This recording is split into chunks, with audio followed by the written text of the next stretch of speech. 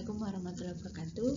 Hari ini kita akan praktikum mata kuliah pestisida dan teknik aplikasi program studi teknologi produksi tanaman hortikultura jurusan budidaya tanaman pangan Politeknik Negeri Lampung.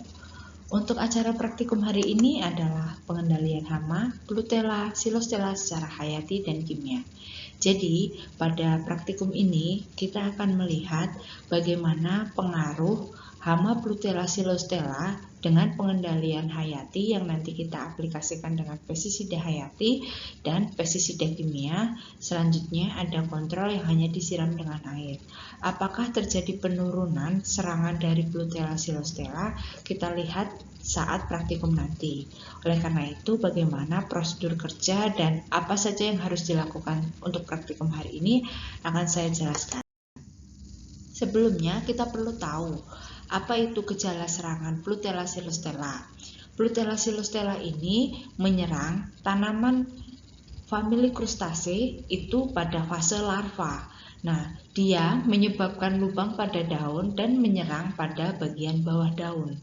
Dan ciri khasnya di sini adalah dia masih meninggalkan tulang daun, kemudian terkadang masih ada lapisan epidermis seperti ini, tipis, sehingga tanaman itu tidak habis dimakan oleh si Plutella. Dan si Plutella ini larvanya pada bagian punggungnya terdapat 3 titik hitam. Itulah yang menjadi penciri khas dari Plutella Xylostella. Hal ini juga yang membedakan oleh Crocidolomia. Crocidolomia dia akan menghasilkan serangan yang seluruh daunnya habis, kemudian pada bagian punggungnya tidak ada titik hitam seperti pada Plutella Xylostella. Nah, alat dan bahan yang digunakan untuk praktikum kali ini, alatnya yaitu knapsack sprayer, kemudian patok, dan lembar kerja. Perlu diperhatikan untuk knapsack sprayer di sini apabila sudah digunakan untuk pengaplikasian pestisida hayati tidak boleh digunakan untuk pestisida kimia. Pastikan dengan menggunakan satu knapsack sprayer saja tanpa mencampur aduk penggunaan knapsack yang lain, pestisida yang lain. Kemudian untuk bahannya yang pasti kita gunakan pestisida hayati, kemudian pestisida kimia. Selanjutnya tanaman cesin di sini adalah tanaman yang akan dijadikan pengamatan, kemudian air untuk yang nantinya sebagai kontrol. Nah, untuk prosedur selanjutnya kita pilih sampel tanaman yang akan kita amati, yaitu perlu diperhatikan tiap kelompok mendapatkan satu plot. Jadi, sebagai contoh di sini ada perlakuan biologi, kontrol, dan kimia. Sebagai contoh kelompok 1A, dia akan mendapatkan satu plot warna biru dan satu plot warna hijau dan satu plot warna pink atau merah muda. Nah, selanjutnya tiap kelompok untuk plotnya pilih 5 sampel tanaman. Di sini saya kasih tanda warna merah. Sebaiknya jangan pilih tanaman yang akan dijadikan sampel itu di bagian pinggir plot. Hal ini untuk mengurangi adanya kerancuan data. Karena ada kemungkinan apabila nanti kita mengaplikasikan pestisida biologi, kontrol, kimia dengan catatan itu di lahan terbuka, takutnya di bagian pinggir itu masih adanya pengaruh dari plot sebelahnya. Misal biologi diaplikasikan, kemudian kalian pilih sampel yang pinggir untuk yang kontrol. Takutnya yang kontrol ini ternyata ada penurunan, ternyata hal itu bukan disebabkan pengaplikasian air, tapi ternyata disebabkan pengaplikasian biologi. Oleh karena itu sebaiknya kalian pilih sampel yang di bagian tengah. Selanjutnya setelah kalian pilih 5 sampel tanaman dari tiap plot, kalian lakukan pengamatan. Ini sebagai contoh, kalian tahu bahwa tanaman cesin itu bentuknya dia dari beberapa helai daun. Nah, di sini adalah contoh tanaman cesin yang nanti kalian amati. Saat pengamatan tidak dicabut ya, ini hanya sebagai contoh saja. Sebagai contoh di situ kalian lihat bahwa tanaman sesin itu terdiri dari beberapa helai daun yang merumpun. Nah, kalian lihat tiap daunnya apakah di situ ada serangan hama? Scoringnya bisa dilihat 0, 1, 2, 3, 4. 1 itu apabila serangannya 1-25%. 2 apabila serangannya 26-50%. 3 apabila serangannya 51-75%. Dan 4 apabila serangannya 76-100%. Kemudian setelah kalian lakukan pengamatan lagi pada 3 hari setelah aplikasi.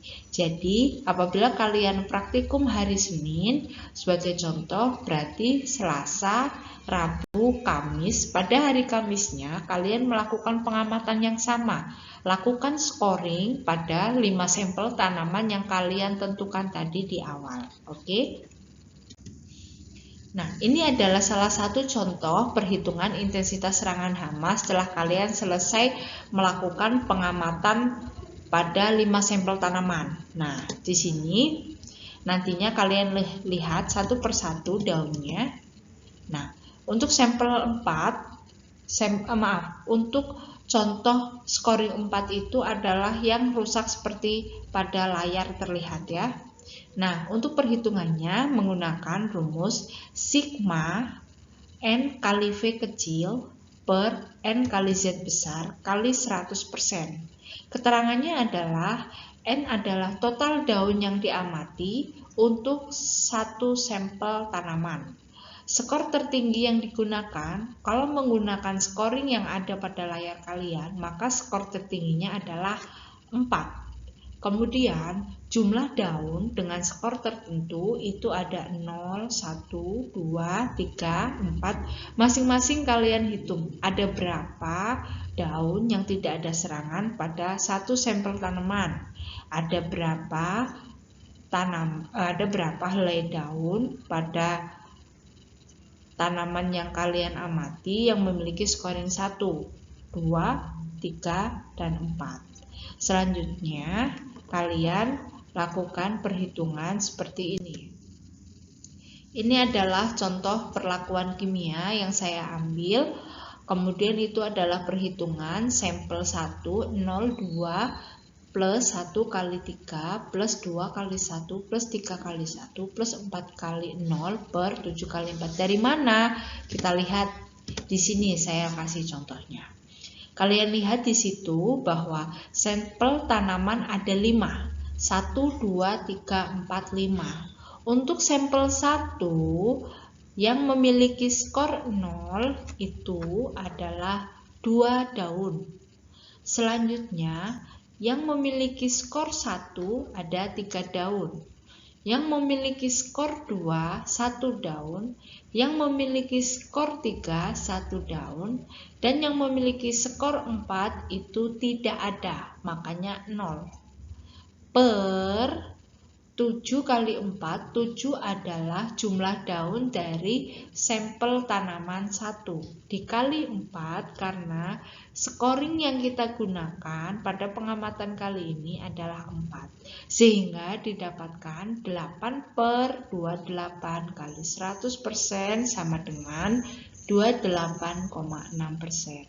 Kalian lakukan sampai semua sampel tanaman dihitung intensitas serangannya.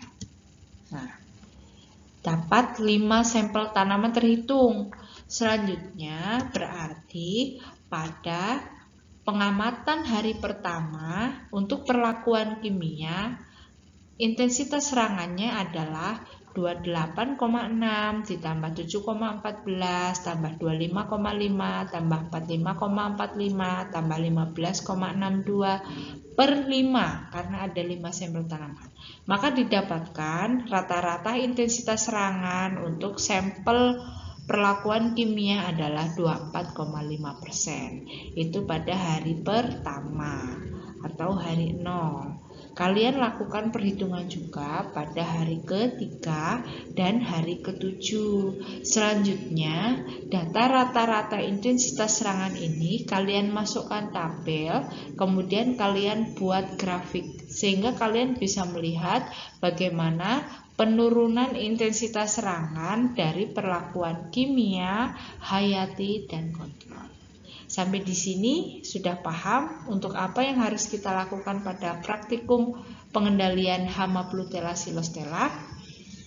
Apabila ada pertanyaan atau apabila ada yang belum paham dari yang saya paparkan sebelumnya, bisa kalian tanyakan ketika praktikum nanti. Oke, terima kasih. Wassalamualaikum warahmatullahi wabarakatuh.